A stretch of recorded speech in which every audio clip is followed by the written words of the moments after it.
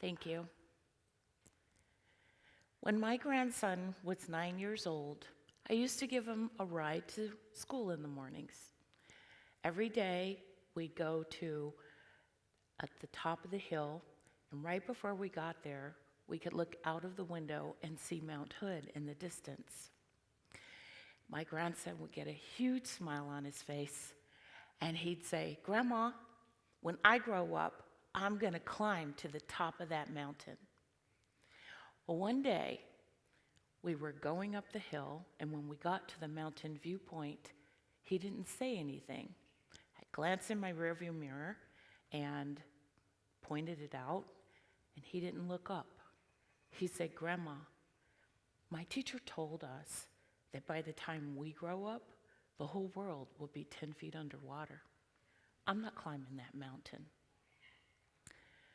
Well, that was 10 years ago. He's a young man now. Turns out his teacher was wrong. The whole world's not 10 feet underwater. But that hopelessness that he felt, that wasn't unique to him. An Oregon Health Authority study says that climate change plays a significant role in youth's sense of mental and emotional well-being. That 59% of 10,000 youth surveyed reported feeling seriously to extremely worried about climate change. I'm Pamela Slaughter, founder and executive director of a nonprofit in Portland, Oregon.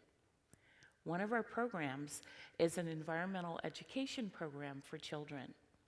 We teach them about nature, we take them paddling, and we take them hiking.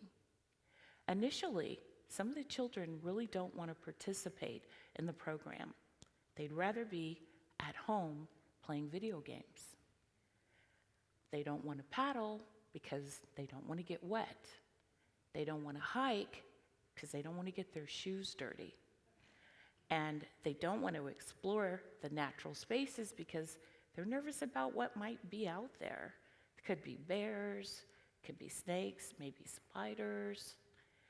But then they give it a try, and they see a hummingbird up close, sipping nectar from a flower. They taste a wild blackberry, so sweet and warmed by the sun. They see bunnies running zoomies in the field, and they see a doe with her fawn. And they fall in love. They want to go again. They feel that same magic that we all feel. Some children end up finding their spark, that passionate thing that ignites their desire to learn more on their own after the program has ended. I have a 12-year-old intern. His name is Israel. Israel was in our program when he was 9 years old. I had given all the children a copy of my book. It's about the American robin. Israel told me he didn't like my book. He said, "Miss Pam, I don't like your book because Robin blames cats for killing birds when cats were made to kill birds. They're just doing their job. Do you know how many birds there would be in this world if it wasn't for cats?" Well, once Israel learned that that wasn't their role and that they were introduced to the United States, he started learning about invasive species. He's on his way to becoming an invasive species expert. 4 months after the program ended, Israel's mother posted something onto my Facebook page. It was a copy of a persuasive letter that Israel had written. The topic was how to be a great cat parent and still protect our native birds. Israel wanted the letter to go to the Humane Society to be passed out to all new cat owners. I was so proud of him for finding a way to become part of a solution. I sent the letter to the Humane Society, and they invited Israel and his family to the facility for a behind-the-scenes tour. They also gave his brother a spot in their middle school internship program. At the time, the Oregon Zoo was promoting catios, so I sent a copy of the letter to the zoo as well. They loved it. They invited Israel and his family out for a behind-the-scenes tour of the zoo, and they interacted with my nonprofit and other members, and they ended up funding our program for a whole year. Good work inspires. It inspires people to support those doing the work, and it inspires others to do good work of their own. Israel is now a student teacher for my program. He teaches the younger students about cats and their behavior. He teaches them about invasive species, their impact on the environment, and what can be done to help the problem. 2 other students that Israel has taught have also become student teachers.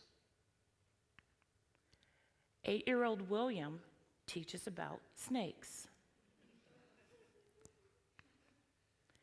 9-year-old Aspen teaches us about rocks, crystals, fossils, and agates. So you might wonder, what does this have to do with climate change?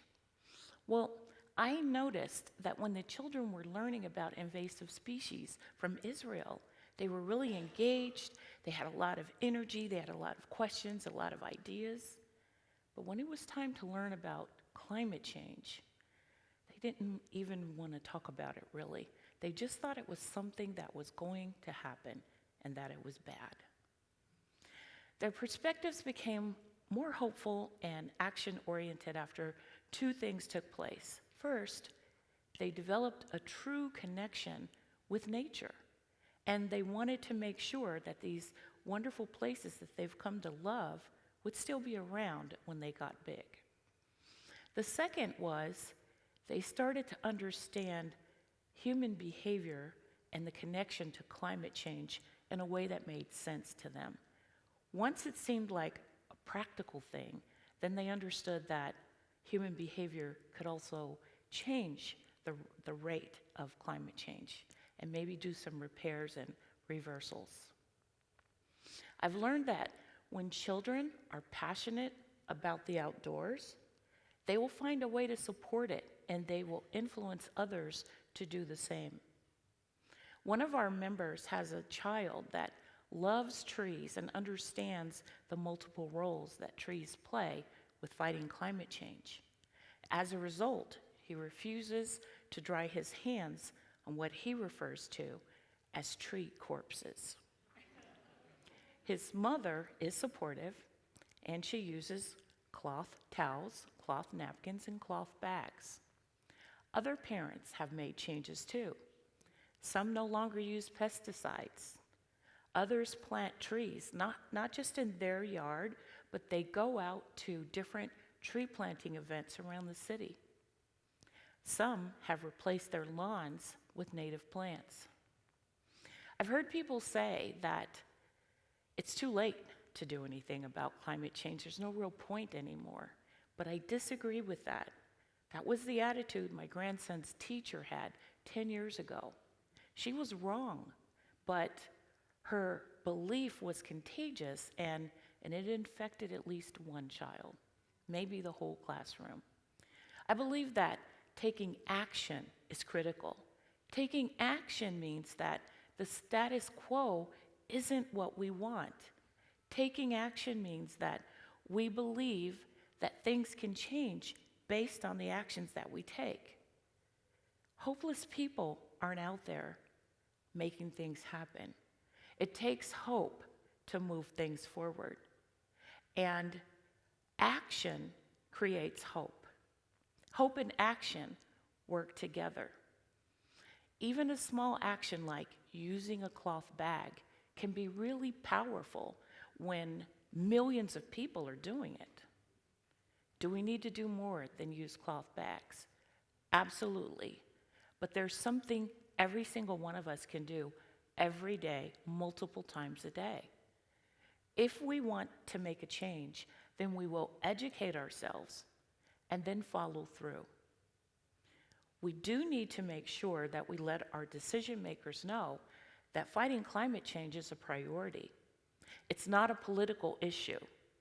It can't be seen that way. It's about quality of life. It's about sustaining our ecosystems and making sure that we can grow food. It's about having a livable world for our generation now and for future generations. We all live here.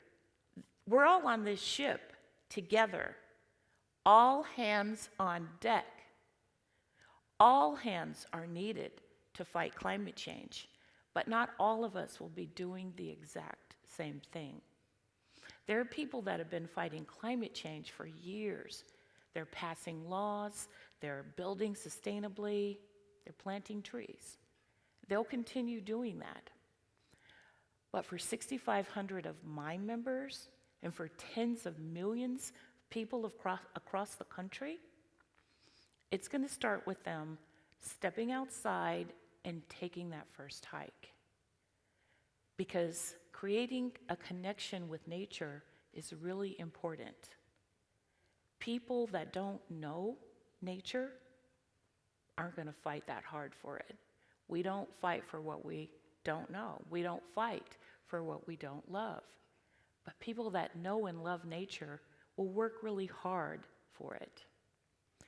If my connection to my video game is deeper than my connection to some forest, then the thought of losing Wi-Fi could be really distressing, but maybe not as distressing. Maybe the thought of losing a forest would not be as distressing. I think about my grandson's teacher. 29 children went home that day believing that their whole world would be 10 feet underwater by the time they grew up. And I wonder what might have happened if she had told them that there were people all over the world working to make sure they had a livable world. What if she had told them they could even find a way to become a part of the solution? I'll never know. But I think that if she had taken that route, my grandson would have climbed Mount Hood by now. I invite you to fight climate change today and every day and encourage others to do the same. Inaction is a choice. We have the power to act. And remember, hopeful people that act create change.